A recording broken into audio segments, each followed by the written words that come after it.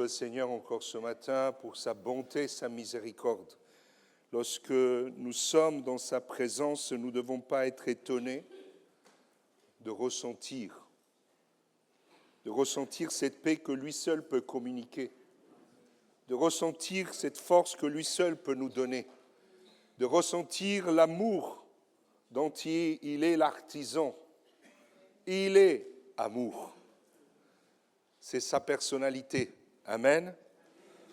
Je vous invite ce matin avec moi à faire un petit parcours biblique qui devrait, et je le crois, nous encourager à avancer dans notre vie avec le Seigneur, malgré les difficultés, malgré les problèmes, malgré les embûches que nous pouvons trouver sur le terrain, malgré même nos questionnements. On peut avoir des questions dont on se dit « Seigneur, j'attends ta réponse ».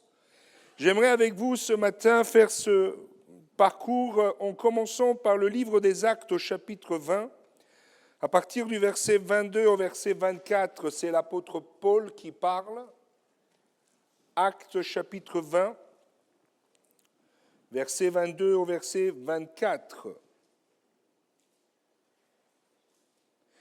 Et maintenant, voici que, lié par l'Esprit, je vais à Jérusalem sans savoir ce qui m'arrivera. Seulement, de ville en ville, le Saint-Esprit atteste et me dit que des liens et des tribulations m'attendent. Mais je ne fais aucun cas de ma vie comme s'il m'était précieuse, pourvu que j'accomplisse avec joie ma course et le ministère que j'ai reçu du Seigneur Jésus, rendre témoignage à la bonne nouvelle de la grâce de Dieu. Amen. Je lisais ce texte cette semaine et je me disais quand même, c'est pas évident d'avancer lorsque tout est mis en œuvre pour vous décourager. Chacun d'entre nous, nous vivons des moments compliqués dans la vie, n'est-ce pas? Si on pouvait, on aimerait changer de chemin. On aimerait peut-être éviter ce qui nous attend et pourtant la parole de Dieu nous l'annonce, ce qui va se produire, non seulement dans la fin des temps, mais ce qui va se produire tout court pour nous. L'apôtre Paul, il décrit dans ce texte quelque chose de particulier puisqu'il dit « Et maintenant, voici que lié par l'Esprit ». Je me suis dit, finalement, qu'est-ce que l'apôtre Paul est en train de dire ? Je vais à Jérusalem. Il est question d'être lié par l'Esprit ou lié à l'Esprit. Je dirais les deux. Lié par l'Esprit dans le sens que l'Esprit de Dieu nous fait sentir que c'est le chemin que nous devons prendre. Et comme nous sommes respectueux et désireux d'accomplir la volonté de Dieu, d'ailleurs nous le voyons dans le texte, dans les propos de l'apôtre Paul, malgré qu'il y avait des propos, malgré qu'il y avait des avertissements, malgré qu'il y avait des prophéties, en lui disant « Voici celui à qui appartient cette ceinture, voici si tu vas plus loin, voici si tu vas encore plus loin », l'apôtre Paul dit « Arrêtez, j'irai quand même ». Est-ce qu'il était fou ? Est-ce qu'il avait un souci psychologique ? Parce que nous, en général, on n'a pas envie de souffrir. Est-ce que quelqu'un a envie de souffrir ? Lève la main. Personne. Mais il arrive parfois que Dieu nous prévient de certaines souffrances. Nous les lisons dans la parole de Dieu. Vous les avez lues. Ça veut dire qu'à quelque part, il y a des choses qui nous attendent et que nous devons être prêts aussi à assumer. Malgré tout, et il dira finalement, oui, je suis lié à l'Esprit parce que je veux obéir à Dieu. Sommes-nous, frères et sœurs, liés à l'Esprit? Et acceptons-nous d'être liés par l'Esprit, liés par la décision de Dieu, même si cette décision n'est pas celle qu'on aurait choisie. Mais pour autant, Matthieu 28, 20, il nous dira « Et voici, je suis avec vous tous les jours jusqu'à la fin du monde. » Amen. Qui veut être lié à Jésus ? Ah, là, on est tous d'accord. Mais est-ce que Jésus a eu un chemin facile ? Est-ce qu'il a connu lui-même la souffrance ? Est-ce qu'il a dit à ses disciples « Vous souffrirez, vous aussi. Ne vous attendez pas à être mieux traités que le Maître. » Est-ce que je dois demander qu'on bloque les portes de sortie? Pas qu'il y en ait que découragés, ils partent en courant, dire oh là là, j'avais pas vu tout ça. Non, je crois qu'il n'y a pas besoin. Parce que chacun est là par choix. Ce choix de marcher avec le Seigneur. Oui, je veux être avec le Seigneur tous les jours jusqu'à la fin du monde et pour l'éternité. Et l'apôtre Paul, il dit, moi je suis prêt à aller jusqu'aux tribulations qui m'attendent, d'accord, mais je ne fais aucun cas de ma vie. Comment peut-on arriver à ce point-là de dire je ne fais aucun cas de ma vie? Bien des fois, l'apôtre Paul s'est trouvé confronté à l'opposition, la haine, les coups, les épreuves, la maladie, etc., etc., etc. Il y a un texte, moi, qui m'a toujours interpellé, c'est l'apôtre Paul est lapidé, laissé pour mort, il se relève et il rentre dans la ville. Nous, peut-être, on aurait changé d'adresse, mais lui, il y retourne. Et encore une fois, est-ce que c'est quelqu'un qui a reçu des super pouvoirs? Non. Mais il savait consciemment qui était avec lui. Qui était celui qui le secourait. J'aimerais voir avec vous aussi la manière où Dieu a préparé l'apôtre Paul, parce que Dieu ne nous envoie pas comme ça face aux épreuves, aux difficultés, comme si finalement nous sommes nés pour souffrir. Ce n'est pas le but. Vous êtes d'accord? Et l'apôtre Paul était fait comme nous, de chair. Il y avait du sang. Et quand il prenait des coups, il souffrait aussi. Mais qu'est-ce qui permettait à l'apôtre Paul d'aller de l'avant et qu'est-ce qui va nous permettre, nous aussi, d'avancer malgré les épreuves que nous traversons? Frères et sœurs, je ne suis pas au courant de tout ce que vous vivez, mais le Seigneur, oui. Amen. Et je crois qu'encore ce matin, le Seigneur a une parole pour nous. Je vous invite à faire un peu un parcours en lisant le livre des Actes au chapitre 18, les versets 9 et 10. Et vous verrez bien que l'apôtre Paul, comme d'autres personnages de la Bible, a lui aussi reçu de la part de Dieu une parole qui l'a fortifié. Et ce matin, moi je crois que le Seigneur veut fortifier votre âme, votre cœur et votre marche. Amen. Regardez ce premier texte. Le Seigneur dit à Paul une vision pendant la nuit. Sois sans crainte, mais parle et ne te tais pas, car moi je suis avec toi. Et personne ne mettra la main sur toi pour te faire du mal, parce que j'ai un peuple nombreux dans cette ville. Amen.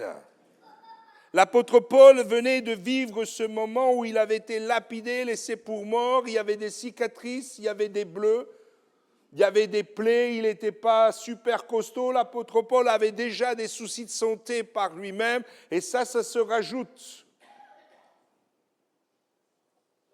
Et il est dans un état où il est presque prêt à jeter l'éponge. Vous savez, quand on dit jeter l'éponge, c'est l'image qui est prise au combat sur le ring. Quand finalement, un des deux n'arrive plus à se battre, pour lui sauver la vie, on jette l'éponge pour dire on se rend. Physiquement, moralement, il était atteint.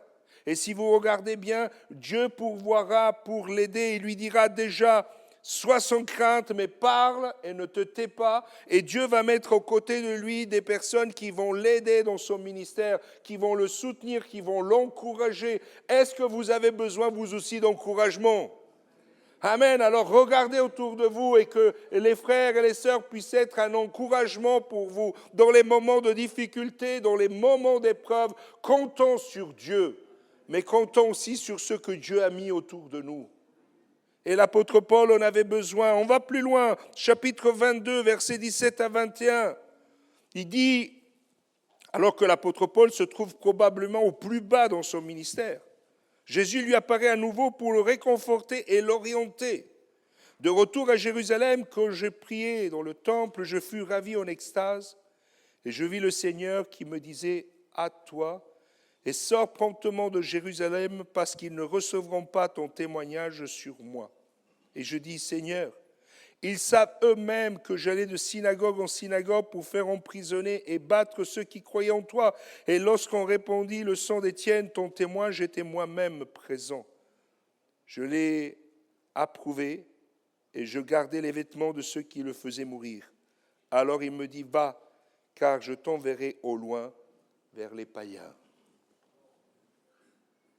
L'apôtre Paul, il est là, il dit, mais finalement, j'ai fait tout ce que je devais faire, Seigneur, je suis là. Et Dieu lui donne une nouvelle trajectoire. Peut-être ce matin, tu as besoin que Dieu te donne une nouvelle direction dans ta vie. Tu dis, j'ai fait tout ce que je pouvais faire, Seigneur, je suis arrivé au bout, je ne sais plus quoi faire maintenant, Seigneur. Et Dieu te dit, ok, c'est bon, laisse. C'est plus à toi. Maintenant, voici la nouvelle trajectoire que tu dois prendre. Voici la nouvelle cible que je te donne. Avance, ne crains pas, je suis avec toi. Quelle bonté d'entendre le Seigneur dire, je suis avec toi. Dieu ne fait pas de reproche à Paul parce qu'il s'était rendu à Jérusalem. Au contraire, il le félicite pour le témoignage qu'il avait rendu, même si ce dernier n'avait pas été reçu. Parfois, vous savez, quand Dieu ne nous répond pas, on a le sentiment qu'on a fait ou quelque chose de mal, ou on n'en a pas fait assez, ou. C'est vrai ou pas? Seigneur, je t'ai demandé, mais si tu ne me le donnes pas, c'est qu'il y a un problème. Alors, est-ce que je n'ai trop fait? Est-ce que je n'ai pas fait assez? Est-ce que j'ai fait quelque chose que je ne devais pas faire? Est-ce que je n'ai pas fait quelque chose que j'aurais dû faire? Ah, on est compliqué, hein. Je ne sais pas vous, mais parfois, c'est pire qu'une piste d'atterrissage. Non? Ça va dans tous les sens, on essaie de comprendre et on prie, on ne comprend pas. Et Seigneur, pourquoi? Alors que je suis en train de te servir, alors que je suis en train de témoigner, Seigneur, pourquoi autant d'opposition? Pourquoi autant de problèmes? Pourquoi autant de coups, Seigneur? Parfois même par ma propre famille, Seigneur. On aimerait pouvoir avoir devant nous un tapis rouge, non? C'est plus simple. Seigneur, j'ai dit un mot et tu as fait des miracles. Alléluia. Ah, Seigneur. Un jour, j'ai dit au Seigneur, Seigneur, si je vais à l'hôpital et que tu permettais que tous les malades soient guéris, il y aurait une évangélisation de fous. Seigneur, moi je suis prêt. Le Seigneur ne l'a pas fait parce que ce n'était pas le plan de Dieu. Nous, parfois, on a des bonnes idées, mais ça ne suffit pas. Les projets de Dieu sont différents parce qu'il n'est pas seulement venu pour sauver les corps, mais davantage sauver l'âme. Et là, dans ce texte, on voit l'apôtre Paul qu'il est là et il ne comprend pas. Il dit, mais Seigneur, je suis allé vers les miens, là où c'était le plus dangereux. Eux, ils m'ont vu faire dans mon passé, ils devraient comprendre mon présent. Combien de fois, nous-mêmes, dans nos familles, alors que nos familles nous ont vus quand on était dans le plus bas, dans le plus pécheur, dans le plus profond, et aujourd'hui nous voient marcher avec Christ, on aimerait qu'il change de regard avec nous. Et il te regarde encore pire. Est-ce qu'il est un bon chrétien? Ah, c'est ça être un chrétien? Tu pries tous les jours, tu lis ta Bible, et il nous épie, et il nous regarde. Parfois même de travers. Et parfois, il trouve les mots pour nous faire du tort, nous faire du mal, toucher celui en qui nous avons mis toute notre confiance, parler mal de Dieu, parler mal de l'œuvre de Dieu, parler mal de l'Église. Et là, on se dit, Seigneur, je ne comprends pas, qu'est-ce que je fais, qu'est-ce que je dois faire? Alors je voudrais te dire, mon frère, ma sœur, comme l'apôtre Paul le dira, il continue de prier pour les siens, mais il va là où Dieu lui dit d'aller. Tu as fait ce que tu devais faire, fais confiance à Dieu. On n'est pas prophète dans sa maison. Laisse Dieu intervenir. Tu verras, tu seras étonné de voir comment Dieu est capable de changer le cœur de quelqu'un. Ses efforts pour convaincre les Juifs légalistes ont eu pour résultat de déclencher une émeute dans le temple et son témoignage devant le Synhédrin a plongé ses membres dans la confusion plus totale. Le Seigneur était toutefois content, satisfait de son témoignage. Parfois, ça ne se termine pas comme on voudrait. Parfois, ça ne va pas dans le sens qu'on veut, mais lorsqu'on a fait ce que Dieu nous a demandé, le reste ne dépend plus de nous. Regardez encore en Actes chapitre 27, versets 22 à 25, alors que l'apôtre Paul est en train de monter à Rome. Il est dans la tempête et il est rassuré pendant ce temps de tempête et lui-même sera un instrument de Dieu pour rassurer l'équipage. Acte 27, versets 22 à 25. Maintenant, je vous exhorte à prendre courage, car aucun de vous ne perdra la vie, seul le navire sera perdu. Un ange de Dieu à qui j'appartiens et rend un culte. C'est-à-dire que pendant que les uns et les autres y crispaient, lui, il louait Dieu. Est-ce que ça vous arrive de louer Dieu quand tout va mal? Quand ça secoue? Quand il y a la tempête? Parce que c'est ce qu'il faisait. C'est ce qu'il considérait le plus important. Il dira, il m'a dit, sois sans crainte, Paul, il faut que tu comparaisses devant César, et voici que Dieu t'accorde la grâce de tous ceux qui naviguent avec toi. C'est pourquoi. Prenez courage, car j'ai cette foi en Dieu, qu'il en sera comme il m'a été dit. Est-ce que vous croyez avec foi à ce que Dieu dit? Oui? Un peu? Beaucoup? Passionnément? À l'infini? Et au-delà?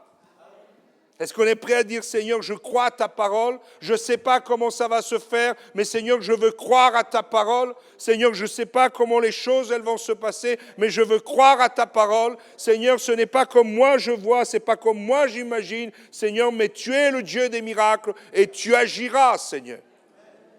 Et si tout le monde n'est pas d'accord avec moi, tant pis pour vous. Moi, je veux le croire parce qu'il n'y a pas d'autre parole qui puisse changer ma vie comme il l'a fait. Il n'y a pas d'autre parole qui puisse transformer mon existence et même me donner courage face aux tempêtes et les problèmes. Et croyez-moi, il y en a des tempêtes. Non? Et des problèmes aussi. Mais loué soit Dieu parce qu'il nous dit, tu dois accomplir cela. Qu'est-ce que Dieu attend qu'on accomplisse, frères et sœurs? Une dernière référence pour l'apôtre Paul, 2 Timothée chapitre 4, versets 16 à 18.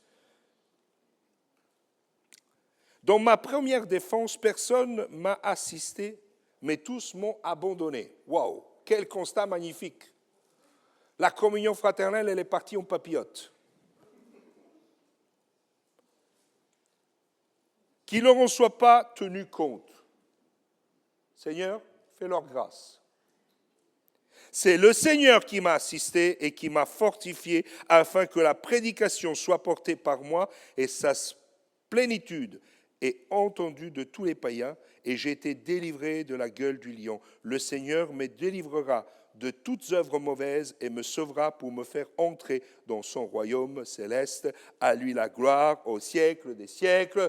Amen. Parfois, il est bon de rester seul avec le Seigneur. Parfois, il est bon que nous puissions finalement non plus nous appuyer sur des béquilles humaines, en cherchant sur l'un ou sur l'autre, en faisant le tour des pasteurs. Est-ce que Dieu vous a donné une parole pour moi? Est-ce que vous avez une révélation pour moi? En appelant à droite, à gauche, l'autre côté de la planète, parce qu'on a entendu que là-bas, il y a un prophète. Croyez-moi, si Dieu n'a pas voulu te parler au près, il ne te parlera pas au loin. Mais si tu prends sa parole qui te dit de rentrer dans ta chambre, de fermer la porte, de te mettre à genoux et que si tu pries dans le lieu secret, Dieu te répondra dans le lieu secret, ça marche. N'attends pas les uns et les autres. Tu as un moment, tu as besoin de te retrouver avec Dieu et lui seul. Et l'apôtre Paul dira, c'est le Seigneur qui m'a assisté et qui m'a fortifié. Qui veut être assisté et fortifié par le Seigneur? Amen. Alors ne regarde pas autour de toi en disant qui viendra à mon secours, qui viendra me soutenir. Attends-toi au Seigneur, attends-toi à sa parole, attends-toi à sa pensée. Souvenez-vous des paroles prononcées par Jésus, puisque lui est notre soutien en toutes circonstances, n'est-ce pas?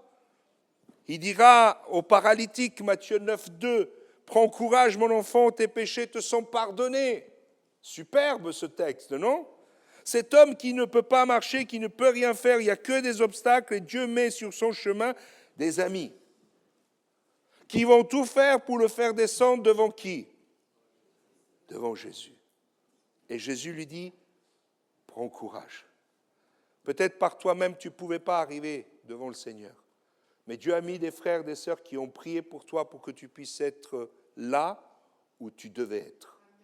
Et si ce matin quelqu'un t'a réveillé, si quelqu'un, ce matin, t'a secoué en te disant « Qu'est-ce que tu fais encore au lit? Pourquoi tu n'es pas prêt? Pourquoi tu n'es pas prête ?» C'est surtout pourquoi tu n'es pas prête. Les sœurs, elles ont besoin un peu plus de temps, quand même. Nous, les hommes, on perd les cheveux, donc on a moins de temps besoin de se coiffer. Hein. Pourquoi tu n'es pas prêt? Pourquoi encore tu arrives en retard? Frères et sœurs, une question. Si le Seigneur était revenu ce matin à 10 heures pile,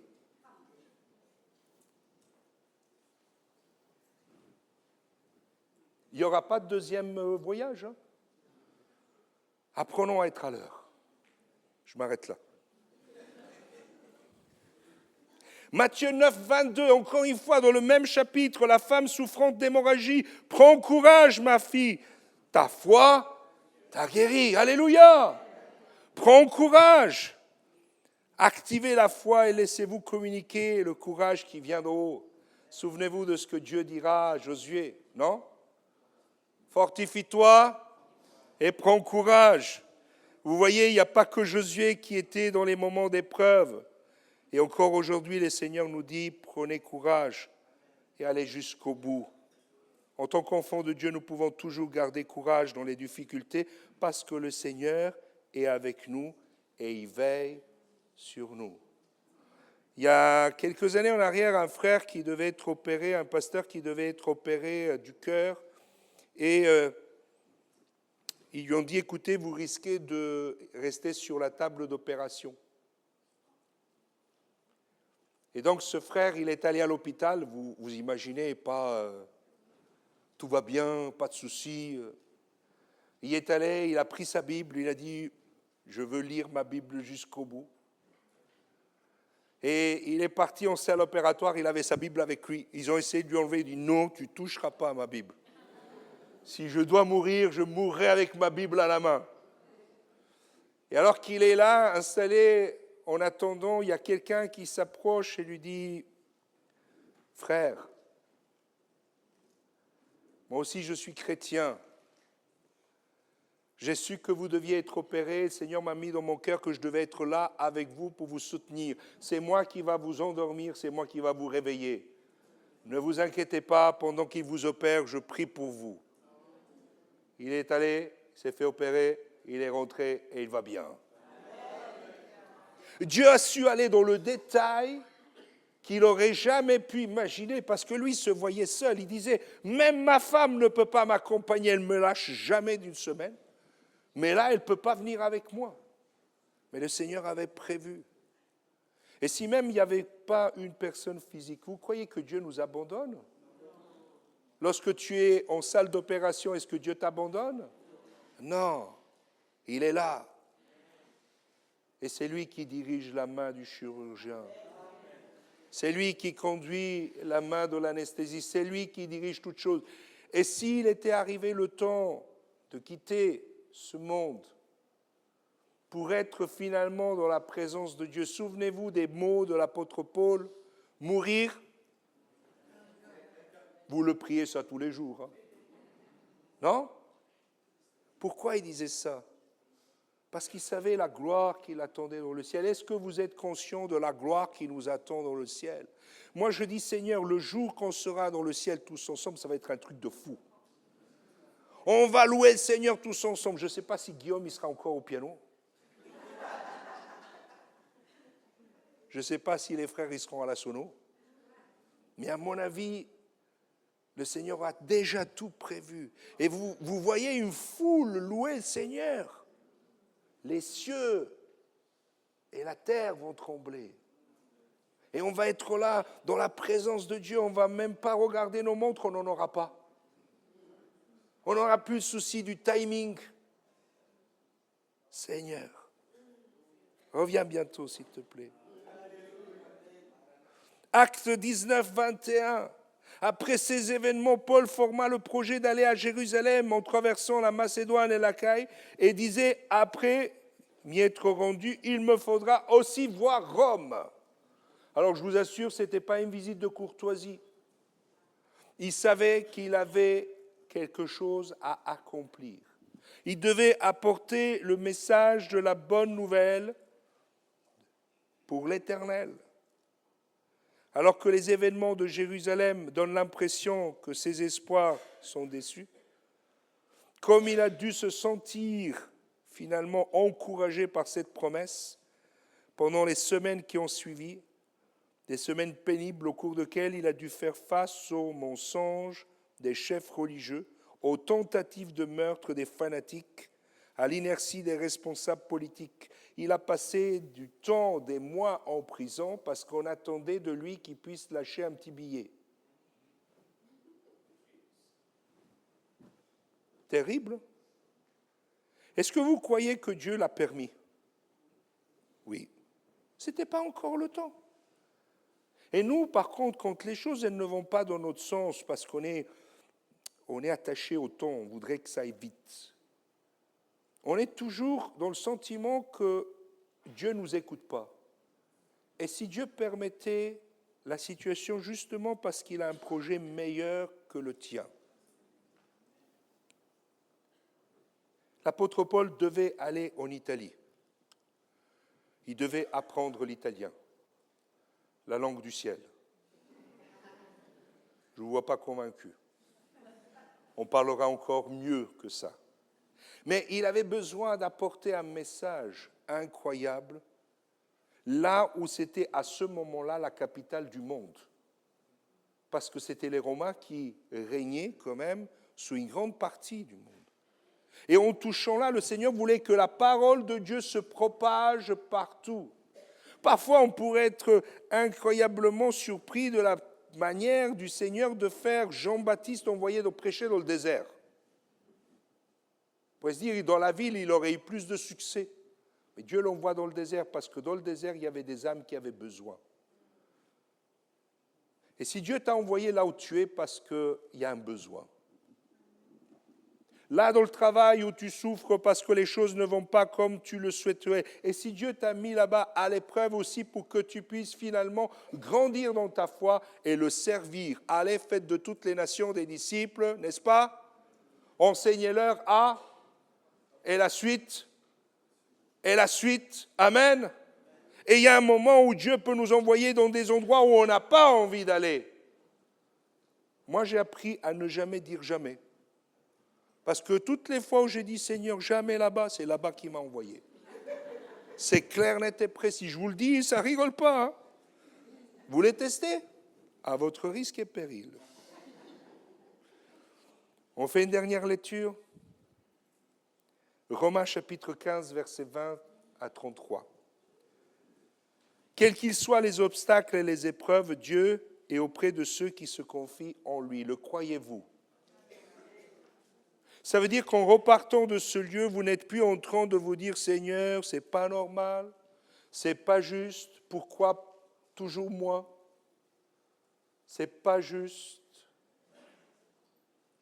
C'est un peu comme Calimero. C'est pas juste. Les autres regardent, Seigneur, ils chantent bien et moi je ne chante pas bien. Ils prient bien et moi je ne prie pas bien. Seigneur, pourquoi eux, la prière est entendue et la mienne, elle n'est pas entendue? C'est faux. Dieu entend tes supplications. Dieu entend ta prière. Dieu voit ta souffrance. Et il sait à quel moment il doit intervenir. Regardez ce qu'il dit l'apôtre Paul. Dieu, frères et sœurs, accomplit toujours ses plans.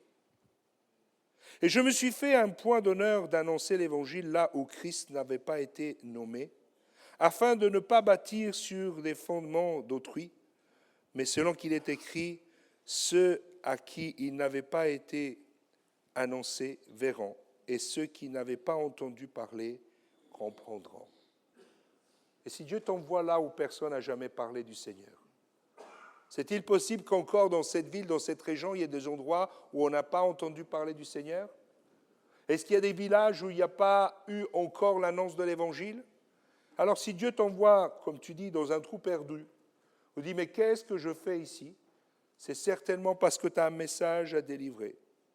La suite dit, ce qui m'a souvent empêché d'aller chez vous, mais maintenant je n'ai plus de champ d'action dans ces contrées, et j'ai depuis plusieurs années le désir d'aller chez vous quand je me rendrai en Espagne. J'espère vous voir en passant, y être accompagné par vous, après avoir d'abord satisfait en partie mon désir de me trouver chez vous. L'apôtre Paul est en train de dire aux Romains, jusque-là je voulais venir, mais j'ai eu des empêchements.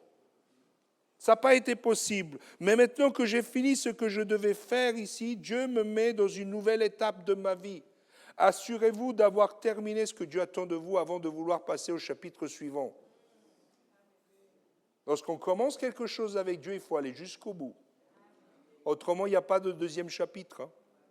Souvenez-vous de celui qui a voulu partir dans l'autre direction et il est fini dans le ventre du poisson. Il a fallu quand même revenir là où Dieu lui avait dit. Hein. Bon, on en parlera une autre fois. Dieu n'est jamais dans la précipitation, frères et sœurs, mais les empêchements sont aussi entre les mains de Dieu. L'apôtre Paul dira au verset 25, « Actuellement, je vais à Jérusalem pour le service des saints, car la Macédoine et l'Achaïe ont bien voulu faire une collecte en faveur des pauvres qui sont parmi les saints de Jérusalem. Ils l'ont bien voulu et ils leur doivent, car si les païens ont pris part à leur avantage spirituel, ils doivent aussi leur rendre service dans les questions matérielles. » Parfois, on pourrait être étonné que aussi notre amour pour Dieu passe par le fait de venir au secours de ceux qui souffrent. Ce n'est pas, frères et sœurs, que Dieu nous garde de croire qu'on fait par pitié ou par aumône. Ce sont nos frères, ce sont nos sœurs. Et le peuple avait compris. Et l'apôtre Paul avait saisi. Il dira, « Cela fait et le produit de la collecte une fois remis, je partirai pour l'Espagne en passant chez vous. Je sais qu'en allant chez vous, c'est avec une pleine bénédiction de Christ que j'irai. » Combien est important pour nous d'aller là où Dieu nous envoie avec une pleine bénédiction de Jésus-Christ. Tu peux aller dans un endroit, mais si ce n'est pas le Seigneur qui t'envoie, si ce n'est pas le temps de Dieu, tu reviens, mais en petit copeau. J'ai rencontré un frère qui avait reçu un appel au ministère, et lorsque l'appel au ministère lui a été donné, il lui a été dit, il faudra que tu laisses le Seigneur agir, ne sois pas dans la précipitation. Qu'est-ce qu'il a fait? Précipitation. Il était médecin, il a vendu son cabinet médical, il a vendu sa maison, il a tout vendu, il a pris sa femme, ses enfants, il est parti. Il est arrivé sur place, ils ont passé 3 ans terribles, horribles, sa femme, dépression, ses enfants ont quitté la main du Seigneur et lui était aux miettes. Et ils sont revenus sans un rang. Il s'est accroché à Dieu. Et Dieu les a rétablis. Dieu a touché, a réparé, a restauré son épouse, ses enfants et lui-même. Et après, Dieu les a envoyés au même endroit. Et cette fois-ci, ça a marché parce que c'était le temps de Dieu. Ne faisons pas l'erreur de tomber dans la précipitation. La précipitation n'est pas la méthode de Dieu. Dieu a tout préparé et prévu d'avance, n'est-ce pas? Verset 30, on termine. « Je vous exhorte, frères, par notre Seigneur Jésus-Christ et par l'amour de l'Esprit, à combattre avec moi en adressant à Dieu des prières en ma faveur, afin que je sois délivré des incrédules de la Judée et que les dons que je porte à Jérusalem soient bien accueillis par les saints. Ainsi j'arriverai chez vous avec joie, si c'est la volonté de Dieu. Et je jouirai au milieu de vous de quelque repos. Que le Dieu de paix soit avec vous tous. Amen. » L'apôtre Paul n'aura pas du repos à Rome. L'apôtre Paul y sera mis en prison à Rome. Mais Dieu fera que l'apôtre Paul pourra recevoir la visite de tout le monde. Dieu fera que malgré qu'il était prisonnier, qu'il devait se présenter devant César, il avait la possibilité d'enseigner et de partager la parole de Dieu avec tous ceux et celles qui devaient l'entendre. Vous savez comment l'apôtre Paul est mort? On lui a coupé la tête. Vous pouvez dire, Seigneur, c'est pas normal, il t'a servi jusqu'au bout. Frères et sœurs, s'il faut perdre la tête pour être avec Christ, perdons la tête. Souvenez-vous de ce texte qui dit, si ta main te fait pécher, coupe-la.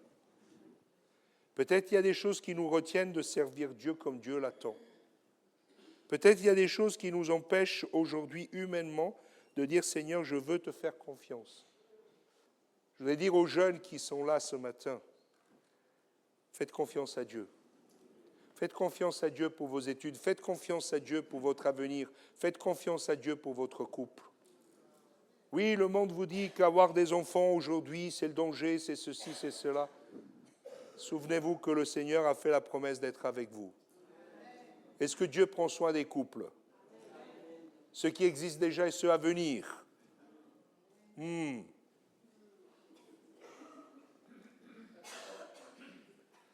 Depuis que je suis arrivé, on a dû faire pas mal d'inhumations. Et j'ai dit, Seigneur, tu multiplies fois 7 pour des mariages. Amen. Pour l'instant, on a encore une inhumation cette semaine. C'est le 7e. Multipliez fois 7. Les jeunes, décidez-vous. C'est le temps de faire le bon choix.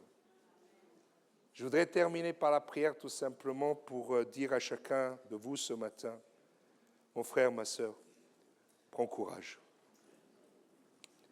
Dans tes difficultés, dans tes épreuves, mon frère, ma sœur, prends courage. Dans les défis qui sont là devant toi, prends courage. Parce que c'est le Seigneur lui-même qui te porte ce courage. C'est le Seigneur lui-même qui te donnera la force d'avancer. Mais toi, prends courage, avec foi, en disant, Seigneur, j'accepte, je désire, je veux ton secours. Seigneur, et là où tu me diras d'aller, j'irai.